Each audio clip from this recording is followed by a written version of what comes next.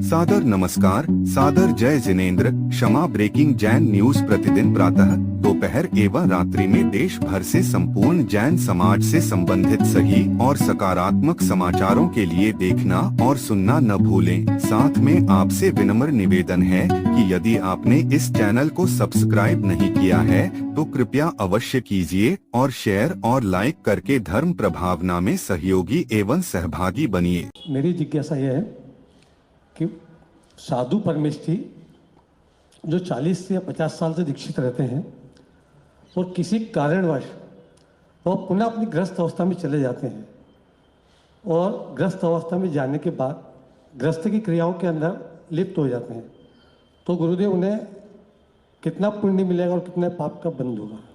बहुत अच्छा प्रश्न है। प्रश्न की अनुमोदना करते हैं।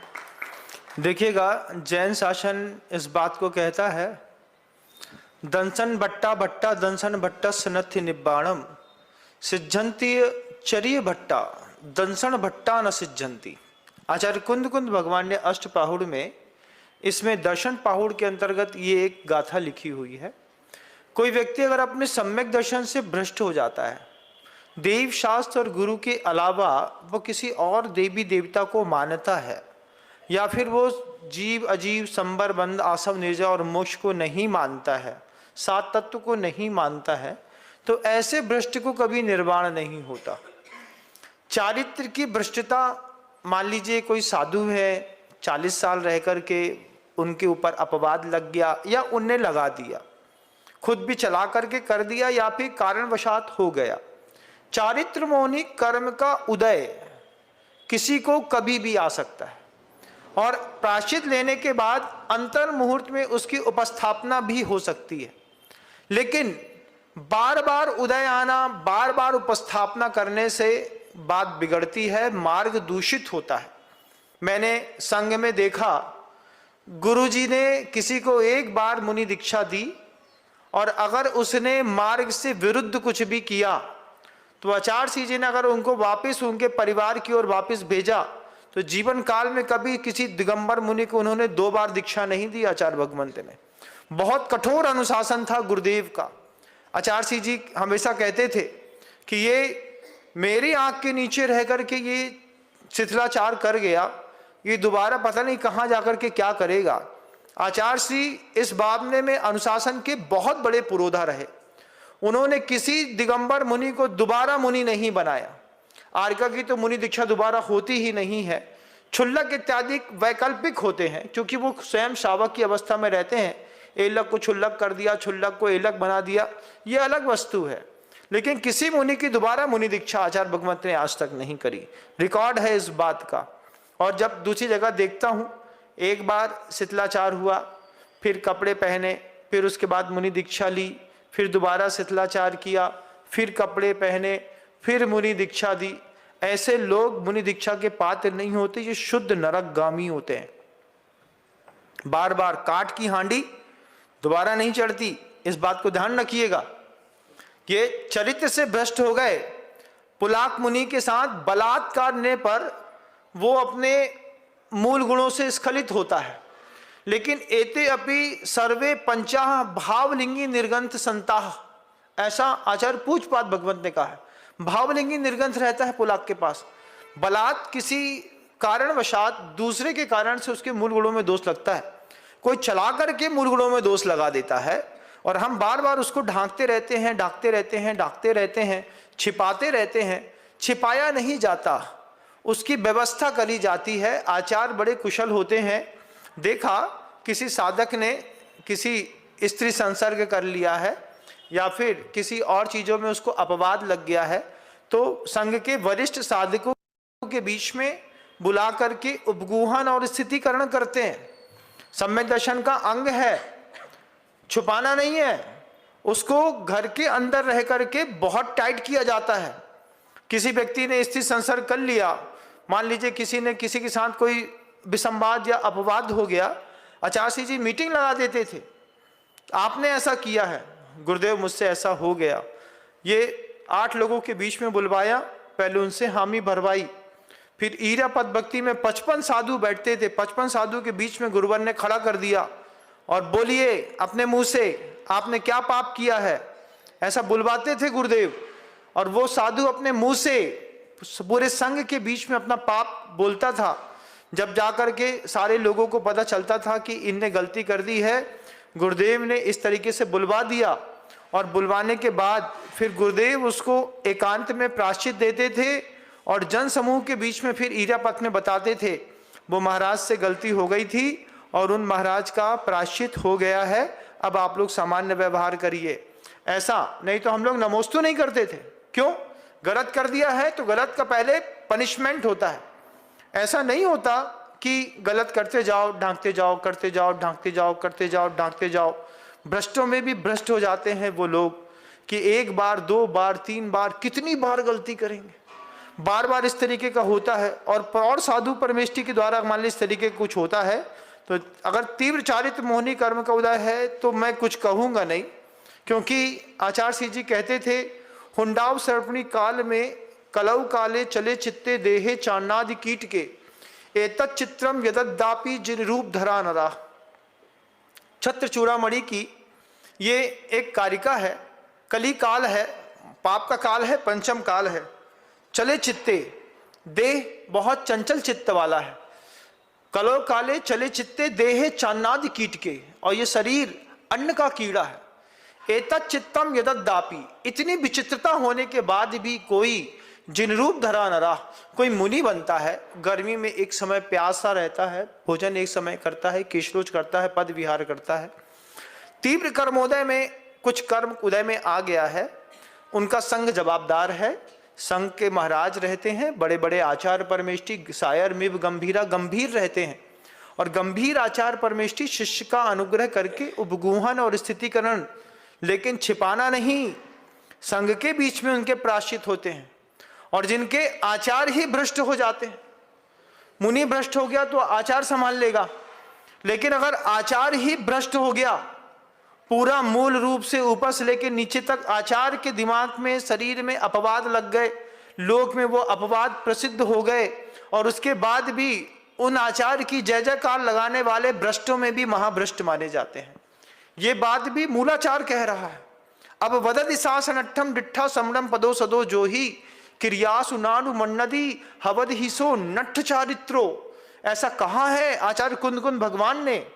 साधु से अपराध हुआ था, उनके आचार्य महान थे, महान आचार्य ने साधु को उपगूहन और स्थितिकरण करके प्रायश्चित दे करके मार्ग में फिर चला दिया। तार टूट जाता है ना, फॉल्ट हो जाता है तो जोड़ देते हैं, थोड़ा सा काट करके, ऐसे काट करके जोड़ दिया जाता है। लेकिन आचार्य भ्रष्ट हो जाए, और आचार्य भ्रष्ट होकर के वो खुद अपने चारित्र से भ्रष्ट हों, सम्यक दर्शन से भ्रष्ट हों, और मान लीजिए हम उनका बार बार जयकारा लगाएं, तो जितनी आगत परंपरा रहती है, जयकारा लगाने वाले, भ्रष्ट का जयकारा लगाने वाले भी भ्रष्ट माने जाते हैं। ये बात गुरुवन ने इतनी कठोरता के साथ हम लोगों को सिखाई, आज भी वो बात दिमाग में रखता हूं, भूलता नहीं हूं मैं गुरुदेव की किसी भी बात को। आचार्य सिंह जी कहते थे शासन को सुरक्षित रखना है तो उसके लिए कहीं ना कहीं कठोर बनना पड़ता है। जन सामान्य के बीच में कठोर नहीं बनते, लेकिन अपने अनुशासन में तो कठोर बनना ही पड़ता है, और नहीं तो शिथिलाचार इतना हावी हो जाएगा। अन्न मत में जिस तरीके से साधु की साथ में उनका गृहस्थ आश्रम रहता था, इसी तरीके से पता चला दिगंबर साधु का भी गृहस्थ आश्रम साथ में दिखाई देने लगेगा। उस परंपरा बिगड़ ना जाए, इसलिए आचार्य महाराज हमेशा ब्रह्मचर्य की रक्षा के लिए दो चीजें गुरुजी ने हमेशा कही, स्त्री और स्त्री से दूर रहना सबसे कही, कि कभी भी इन दो को लेकर के अपवाद नहीं लगना चाहिए। साधु के पास पैसा पकड़ जाए, साधु को बहुत बुरा लगता है, जनता को भी बहुत बुरा लगता है कि महाराज पैसा धन का संचय करते हैं, लेकिन धन के संचय से ज्यादा बुरा लगता है जब साधु के पास कोई स्त्री संपर्क वाली बात आ जाती है। इससे पूरी समाज में क्षोभ और अपवाद होता है, निंदा होती है। और यह भी ध्यान रखिएगा, धर्म दूषित नहीं होता, जो करता है सिर्फ वो दूषित होता है, क्योंकि धर्म की परिभाषा है स्वयं शुद्धस्य मार्गस्य बालासक्त जनाश्रयाम वाच्यताम यत् प्रमार्जन्ति तद वदन्ति उपगूहनम। आचार्यों ने कहा है मार्ग शुद्ध है, साफ है, अपने आप साफ है। समुद्र में कितना भी कोई मेढक मूत दे, लेकिन मेढक के मूतने से समुद्र कभी गंदा नहीं होता, ये मार्ग कभी गंदा नहीं होता। मार्गी पे दोष लगता है, और मार्गी पे दोष लगने पर लोग मार्ग को कई बार खराब कर देते हैं, कह देते हैं कि मार्ग खराब है। इसमें बहुत सजगता की आवश्यकता है। आप सब जानते हैं, सब जानते के बाद भी आप लगातार समर्थन करते रहते हैं। ये बिल्कुल संघीय परंपरा गुरुवर की तो बिल्कुल भी नहीं रही है। आचार्य श्री जी ने कहा है, गलती होती है मैं मानता हूं, गुरुवर कहते थे ऐसा, गलती होती है मैं मानता हूं, लेकिन गलती का प्रायश्चित होता है। लोग के बीच में गलती हुई है, लोग के बीच में आप क्षमा मांग लीजिए। अगर मान लीजिए 50 श्रावकों को आपके कोई अपराध पता चला है, आप आचार्य महाराज से जाकर के बोलिए मैंने कोई गलती हो गई, मेरा तीव्र कर्मोदय था, 50 लोगों को पता है।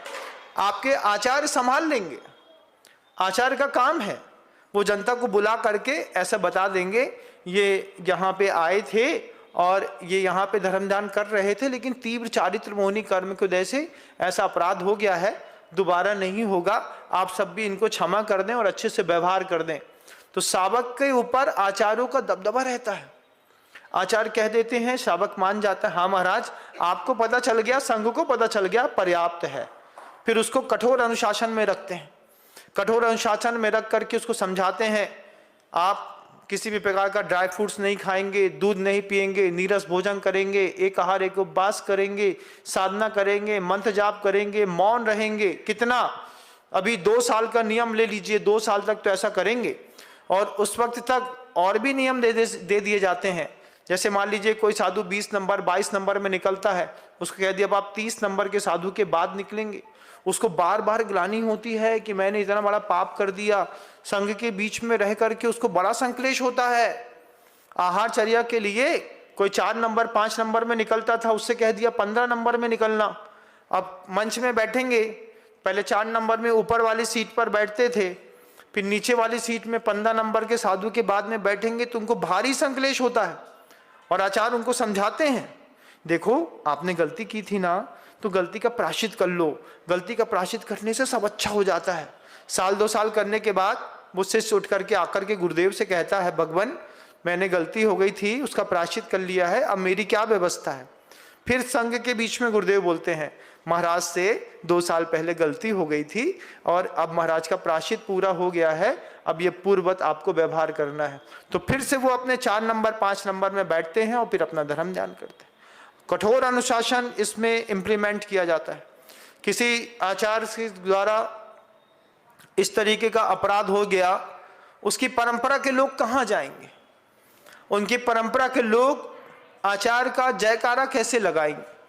किसी आचार्य ने इस तरीके की घटना घटा दी, अब वो आचार्य की घटना घटने के बाद उस परंपरा के जो छोटे साधु हैं वो किसको नमोस्तु करेंगे, किसकी आचार भक्ति करेंगे। आपका तो प्रायश्चित हुआ नहीं, आपने प्रायश्चित लिया नहीं, और ये और कह दिया पंचम काल में ये सब तो होता ही रहता है। ऐसा कह करके अगर आपने टाल दिया तो ये और पाप में महापाप है।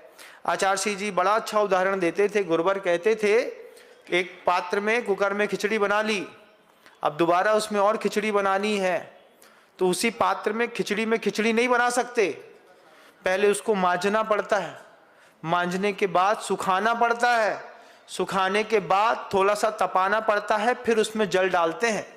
ऐसे ही जब मान लीजिए कुछ गड़बड़ हो जाती है तो पहले उसको मांजना पड़ता है, सुखाना पड़ता है, फिर तपाना पड़ता है, फिर उसमें जल डाल करके उसको जल धारण की क्षमता वाला फिर तैयार करना पड़ता। मार्ग बहुत कठिन है, अगर थोड़ा भी भटक गए अपने अनुशासन से तो यहाँ संभालना बड़ा कठिन है। आप कितना भी इस तरीके का कुछ भी कर लीजिए, किसी का भी जयकारा लगा लीजिए, लेकिन आचार्य श्री जी कहते थे मार्ग की रक्षा व्यवस्थित तरीके से करिएगा। आचार्य ने गड़बड़ कर दी, शिष्य कहाँ जाए बेचारा, किसकी जयकारा लगे कुछ करे। तुमने प्रायश्चित तक लिया नहीं, बिना प्रायश्चित लिए तुमने यहाँ से वहाँ हो गए, अब लगे हैं शिष्य जयकारा लगाने। पूरी की पूरी परंपरा इस तरीके से दूषित होती है, अपमानित होती है। इसका ना समर्थन कल करता था, ना आज करता हूं, ना आगे कभी करूंगा। ऐसी किसी भी परंपरा का कभी समर्थन नहीं करूंगा। और जो भी कर रहे हैं, तीव्र गलती हो गई है, आप उसको स्वीकार कर लीजिए। आपसे भी बड़े कोई आचार्य होंगे, वो प्रायश्चित देकर के आपको पवित्र कर सकते हैं। ऐसी परिस्थिति में श्रावक का क्या दायित्व है? श्रावक सब देखता है, श्रावक गंभीर होता है। श्रावक सब देखता है। जब कभी भी समाज के बीच में साधु होते हैं, मैं 2020 में जब गुरुवर ने मुझे रेवती रेंज इंदौर से छोड़ा, तो छोड़ते साथ ही मुझे रात निकालना कठिन लग रही थी, ये गुरुवर समझ रहे थे। तो गुरुवर ने हमको एक हाइको भेजा। आचार्य जी का हाइको मेरे जीवन का प्राण बन गया। आचार्य जी ने हाइको में हमसे कहा कि सौम्य सागर जी से बोला, वो विनम्र गया है, उसको ये हाइको भेज दो हमारा, उसको रात अच्छे से निकल जाएगी, नहीं तो उसको बड़ा संकलेश हो रहा होगा। सौम्य सागर जी का खबर आई हमारे पास, गुरुदेव ने आपके लिए हाइको दिया है। क्या?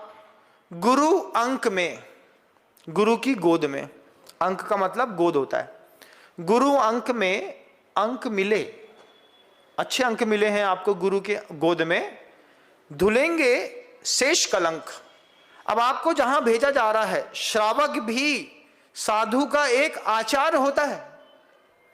श्रावक चर्या देखता है, श्रावक महाराज का ज्ञान देखता है, श्रावक महाराज की दृष्टि पकड़ता है। दृष्टि पकड़ करके श्रावक समझता है इस बात को, महाराज अपने काम से काम रखते हैं, बाकी दुनिया भर की चीजों से महाराज को कोई मतलब नहीं है। फिर वो श्रद्धा रखता है, भक्ति करता है, जो चाहिए महाराज आप बताओ, हम आपको देंगे। श्रावक का कर्तव्य है, श्रावक भी साधु संघ की इस तरीके से परिपालना करता है। ऐसा नहीं किसी भोजन कराए और छुट्टी बटाई और ये कह करके, अरे अपन को क्या है, अपन से तो वे बड़े ही है ना, अपन को ज्यादा घुसो मत, ऐसा नहीं। श्रावक कहता है, महाराज मार्ग दूषित हो रहा है, आप इसको ठीक कर लीजिए, बहुत अच्छा रहेगा। विनय पूर्वक कहता है, उधर चंदन करके अर्घ्य चढ़ाता है, हाथ जोड़ता है, प्रभु अभी तक तो ऐसा समझता था, लेकिन अभी ऐसा देख रहा हूं, ये भी मार्ग होता होगा। उसको धीरे से समझाता है, साधु को समझ में आती है वो बात। मीठे से बोलना पड़ता है, बहुत तेज आवाज में नहीं बोलना पड़ता है, और जिसकी आवाज मीठी हो, खुद नहीं बोल पाओ तो उससे बुलवाना पड़ता है, कक्का आप बोलो, आपकी बात जल्दी समझ में आ जाएगी। हम थोड़ा तेज बोल देते हैं तो दूसरा बोलता है, लेकिन उसमें स्थितिकरण आवश्यक है। बिना स्थितिकरण के, बिना प्रायश्चित के आप परंपरा का निर्वाह करना चाहते हैं, आप बीट जोड़ सकते हैं, मैं मना नहीं करूंगा, किसी को टोकने वाले हम होते कौन हैं। लेकिन मेरे गुरुदेव ने जिस तरीके से मुझे समझाया है, मैं उसका पालन तो करूंगा ना, उसमें तो कोई आपत्ति की बात नहीं है। उसमें किसी को कुछ बुरा लग जाए तो ये उसकी खुद की निजी मान्यता है। मैं हमेशा कहता हूं, मैं कोई काम कर रहा हूं, आपको समझ में नहीं आ रहा होगा, मान लीजिए व्यवहार किसी साधु से मेरा समझ में नहीं आ रहा, कुछ भी नहीं, मैं एक ही बात कह रहा हूं कि एक बार मेरी तरफ खड़े होकर के उस चीज को मेरी नजर से देखो बस। उसके बाद आप खुद बोलेंगे, महाराज आपने बड़ी शालीनता के साथ कितना मीठा व्यवहार किया है। मैं किसी के होने और नहीं होने को नकार नहीं सकता, लेकिन आगम जो कहता है, आपके कहने पर मैं आगम तो नहीं छोड़ सकता ना। श्रावक को पसंद है कि आप गले मिल लो, तो मैं किसी के गले नहीं मिल सकता, आप आगम नहीं है। लेकिन आप कुछ अच्छा देखना चाहते हैं तो यथासंभव अच्छा दिखाने की कोशिश भी करता हूं, ऐसा नहीं कि नहीं करता हूं, करता हूं, लेकिन अपने गुरु के शब्दों को याद रखते हुए यथासंभव जितना है उतना ही कर सकता हूं। सब कुछ आपकी मर्जी का नहीं कर सकता हूं, फिर आप कुछ भी सोचो, आप स्वतंत्र हैं, हमें कोई आपत्ति नहीं है। लेकिन गुरुदेव के साथ रह करके पिछले 20, 22, 25 सालों में मैंने जो चीज समझी है वो बहुत अच्छे तरीके से समझी है। और मान लीजिए किसी संघ से मैं नहीं मिलता हूं, इसका मतलब ये नहीं है कि मेरी उनसे मतभेद हैं, कुछ नहीं है। वैरायटी होती है ना फूलों की, तो वो फूलों की वैरायटी है, कोई गेंदा का फूल है, कोई गुलाब का है, कोई बेशरम का फूल है, सब अपने अपने आप में फूल हैं। आपको जिसकी जैसी खुशबू लेनी है आप खुशबू लीजिए, कोई मना नहीं है, किसी के लिए रोकता थोड़ी हूं। अभी तक आज तक मैंने मना किया क्या किसी को, वहां नहीं जाना चाहिए, ऐसा नहीं करना चाहिए, ऐसा आज तक बोला नहीं मैंने। आपको जो आनंद लेना है, जिसका लेना है, आप उसका आनंद लीजिए। लेकिन साधु के बीच में अगर आप कुछ देखना चाहते हैं तो एक बार मेरी नजरों से देखिए कि यहाँ पर क्या चीज गड़ रही है। आप देखेंगे तो भौचक्के रह जाएंगे, विश्वास मानिएगा। हम every all great man down to the earth, तो मेरा तो नाम ही विनम्र है। मैंने शुरुआत से हाथ जोड़ना सीखा है। मैंने हमेशा कहा है गलती है तो मैं माफ़ी मांग लूँगा। मुझे समझ में आएगी, हम सबके सामने 100 लोगों के सामने पैर छू करके माफ़ी मांगने की क्षमता रखते हैं, हमें कोई आपत्ति की बात नहीं लगती है। लेकिन यथार्थ और सत्य की आप बोलो रक्षा भी नहीं करो, वो मुझसे अभी होगा नहीं, क्योंकि मैं अभी साफ सुथरा काम कर रहा हूँ और मैं जब तक हूँ तब तक साफ सुथरा काम करता रहूँगा। Kshama breaking Jain news YouTube channel पर विज्ञापन देकर धर्म प्रभावना में बने सहभागी। विज्ञापन देने हेतु संपर्क कीजिए मोबाइल नंबर 9026900740 एवं समाचार एवं वीडियो भेजने हेतु WhatsApp number 9335236222। Kshama breaking Jain news YouTube channel देखने के लिए आपको बहुत बहुत धन्यवाद। सादर प्रणाम, सादर जय जिनेंद्र।